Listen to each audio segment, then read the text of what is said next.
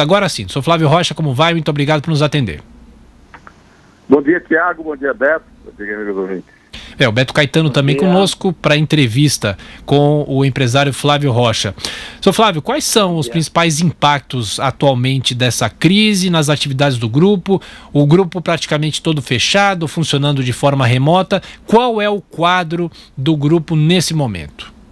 Bom, nós fomos as primeiras redes de varejo, então logo surgiu a ameaça do coronavírus, já lá no começo de março, a encerrar todas as atividades. Colocamos 12 mil colaboradores de fábricas em férias coletivas, fechamos 320 lojas nos 27 estados brasileiros. Então temos um total e colocamos toda a matriz administrativa em home office em tempo recorde. Então hoje nós somos o 15º maior empregador do Brasil, estamos com 40 mil colaboradores, todos atuando ou remotamente ou com as fábricas e lojas desativadas. Isso é um impacto muito grande. O varejo vai passar por uma experiência inédita, porque é mais fácil você ligar e desligar uma unidade industrial.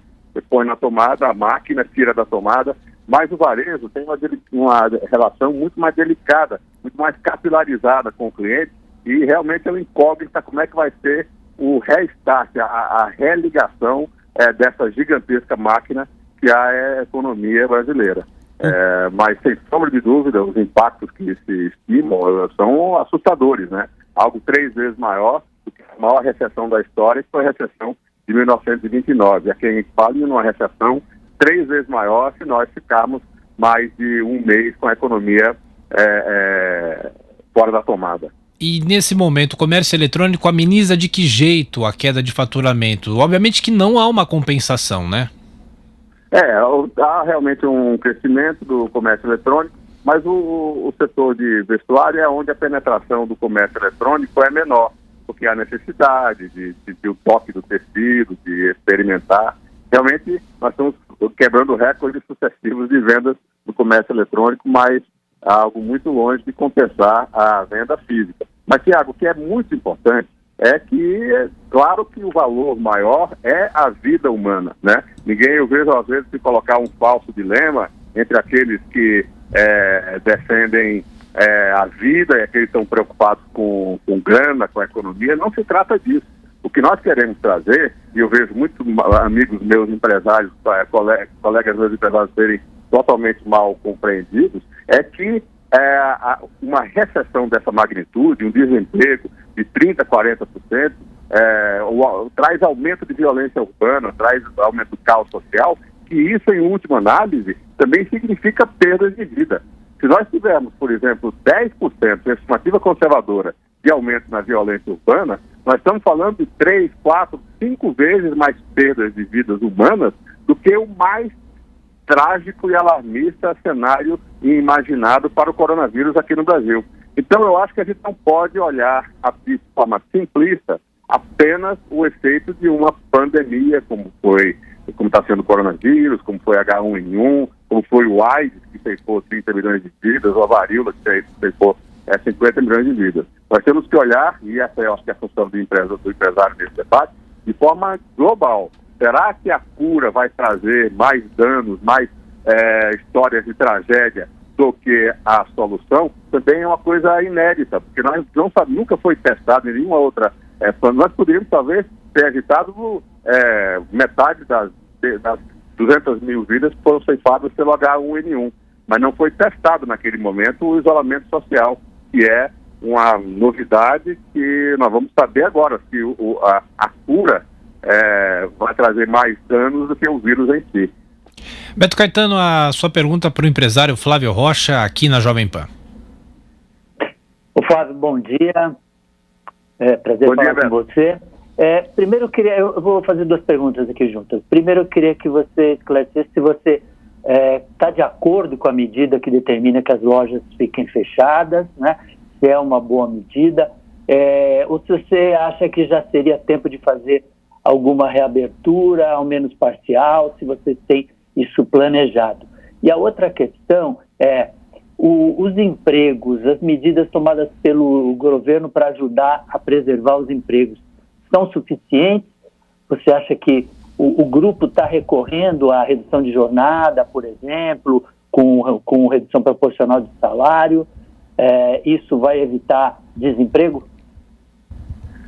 Sem sombra de dúvida, eu acho que a ANT das folhas de pagamento de emprego foi realmente brilhante, vai trazer um efeito muito salutar em termos de preservação do emprego. Agora, Beto, empresas como grandes empresas capitalizadas, essas não é aí que vai se dar realmente o grande drama. Nós temos, a crise nos pegou também no momento de capitalização muito favorável da empresa, nós temos condição de sobreviver meses, apesar do dano na retomada. Mas o drama real são as pessoas que estão passando fome hoje, né? É o autônomo, é o ambulante, é aquele que, como diz o ministro Paulo Guedes, ganha durante o dia para saber o que vai comer à tarde, né? Então, esse agente econômico que tem uma sobrevida muito curta numa época de economia desligada. Eu acho que existe, como o Brasil já vinha num clima de polarização, as cordas se esticam, estão politizando até os medicamentos. Tem o medicamento do Trump, tem o medicamento do Bolsonaro, né? Isso eu acho que nos tira do bom senso, nos tira da onde sempre está a solução mais serena, mais sábia, que é no meio do caminho. Eu acho que está se radicalizando em termos de... Nós estamos tendo aí o afastamento social mais radical do mundo, e é muito diferente você fazer um afastamento social num país como a Suíça ou norte da Itália, onde mesmo que você tenha uma queda de produtos de 80%, você está falando de abrir mão do supérfluo. Aqui nós temos que ver o que está acontecendo com o afastamento social, o bloqueio da economia, num país como a Índia, onde está havendo uma verdadeira tragédia humana. Pessoas desesperadas saindo dos grandes centros, porque não tem mais subsistência, como Bombaim ou Nova Delhi, morrendo como moscas pelas estradas do país, tentando chegar às suas vidas, muitas vezes a 100, 200 quilômetros de distância. Então, há que ser... É como a quimioterapia aplicada a um paciente. A quimioterapia na dose certa é aquela que danifica, que mata o câncer, mas preserva a vida do paciente. Eu tenho medo que um paciente que já vinha débil, que é a economia brasileira, morra do tratamento pelo excesso da dose do medicamento, porque a diferença entre o remédio e veneno está na dose. Beto, mais uma pergunta para o empresário. Ô, Flávio, como é que você imagina que pode ser a retomada aí da economia, especialmente do comércio? Vocês já desenham esse cenário aí da reabertura para frente? Como é que você acha que vai ser aí gradualmente a reentrada das atividades e das vendas? Olha, felizmente, em um país de dimensões continentais como o Brasil, o achatamento, o chamado achatamento da curva, se dá naturalmente, porque a epidemia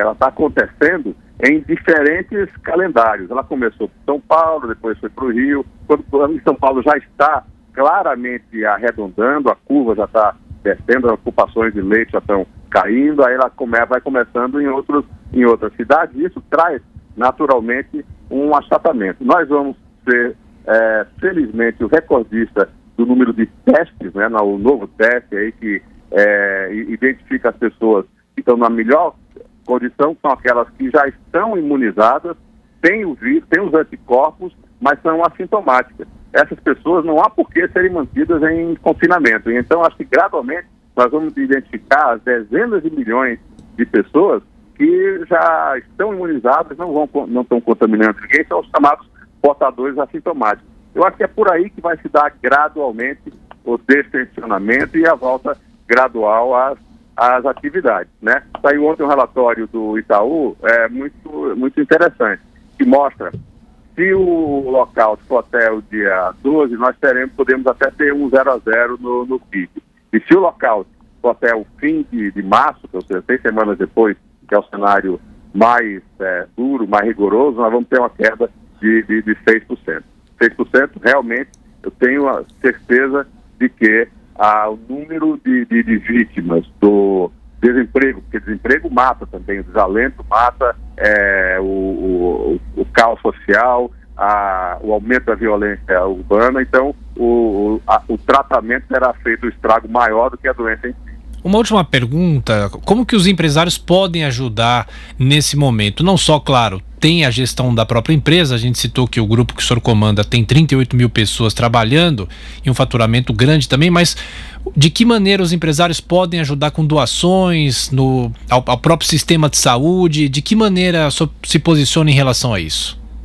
Bom, nós optamos por contribuir com o que a gente sabe fazer bem. Nós estamos com várias unidades produzindo os EPIs, né, equipamentos de proteção individual. No nosso estado, no Rio Grande do Norte, há uma grande vocação têxtil. Então nós estamos com várias unidades produzindo em tempo integral máscaras, aventais, batas, toucas, protetores para os pés, no sentido de proteger os verdadeiros heróis dessa guerra, que são os profissionais de saúde.